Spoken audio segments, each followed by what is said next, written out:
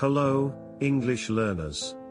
In today's video, we have an inspiring story that carries a valuable lesson about self-discovery. This story teaches us important life lessons about dedication, simplicity, and living in the present moment. So, let's get started. Once upon a time, there was a huge monastery where around 200 monks lived. Their main purpose was to understand themselves and seek the truth under the guidance of their highly respected guru. One day, a young boy arrived at the monastery, hoping to become a disciple. He approached the master and expressed his strong desire to discover himself and find the truth. The master looked deeply into the boy's eyes and said, "If you truly want to find the truth, you must be willing to dedicate your entire life to it. It may take a lifetime to unravel the truth, and even then, there's no guarantee that you'll find it within your lifetime. Are you ready for such a commitment?" Without a moment's hesitation, the disciple replied, "Master, I didn't come here to give up. I am ready for this journey." Impressed by the disciple's unwavering determination, the master assigned him a task. He instructed the boy to separate rice grains from their husks for the 200 monks living in the monastery. From morning till evening, the disciple would tirelessly work on this task, resting only when he was too exhausted to continue. Every morning, he would wake up and resume separating the rice, completely focused on the task and blocking out any other thoughts. The master assured the boy that he need not come back to him. Instead, the master would come to him when the time was right. The young boy obediently followed the master's instructions and began the challenging work of separating rice. With 200 hungry mouths to feed, he diligently worked to ensure everyone had enough to eat. Rising early in the morning, he tirelessly separated the rice until late at night, when fatigue finally overcame him, and he could no longer continue. He would then sleep in the same place where he worked, avoiding any conversations or distractions. As months turned into years, the disciple's mind was occasionally visited by fleeting thoughts. However, since there was no new material to engage with, those thoughts gradually faded away. With the passage of time, his thoughts diminished to the point where he even forgot his own name. He lived in a state of silence, achieving a mindless state while constantly separating rice. Surprisingly, he never engaged in formal meditation or employed any complicated spiritual techniques. Meanwhile, the other disciples considered the boy foolish for his single-minded dedication to his work. Few years passed in this manner. One day, the master announced that his time was nearing its end, and he needed to choose his successor. The one who would carry on his teachings and lead the monastery.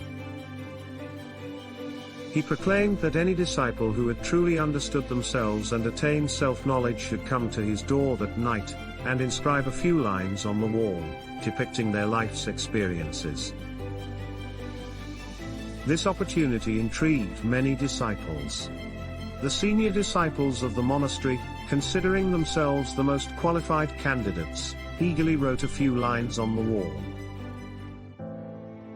One of them, well versed in Buddhist scriptures, believed his words were the most deserving. He wrote the following lines: "I am like a mirror where the dust of thoughts and desires settles. Through meditation, this dust is cleared.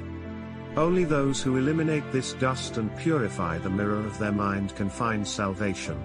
The next morning, when the master saw these lines, he became furious. He exclaimed, "This person has written nothing but nonsense on my wall."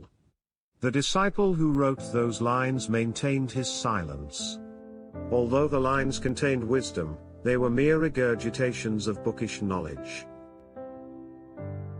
The master wholeheartedly rejected those lines, surprising everyone in the monastery. The incident became the subject of much discussion. Two disciples came across the rice separator, the humble monk who had arrived 12 years ago, and dedicated himself solely to separating rice. He was laughing. Intrigued by his subtle laughter, they approached him and asked him the reason behind it. With a gentle smile, the rice separator replied, "I laughed because the master was right." Those lines were indeed meaningless, they held no value. Astounded, the disciples inquired further, "Can you then provide us with better lines? If you can, we are prepared to write them down." Humbly, the rice separator responded, "No, I can't read or write. However, I can share a few lines, and if you are willing to write them, I am ready to oblige." Agreeing to the arrangement, the two disciples accompanied the rice separator to the master's room. He spoke a few lines, and the other disciple transcribed them onto the wall. The lines conveyed the idea that the mind is merely an illusion, and there is neither a mind nor a reflection of it. One who comprehends this truth understands the fundamental reality of existence. Both disciples were convinced that the master would undoubtedly reject these lines as well, given his previous reaction. However, they were in for a surprise. When the master laid his eyes upon these lines, he got up at night and sought out the rice separator, who was peacefully sleeping.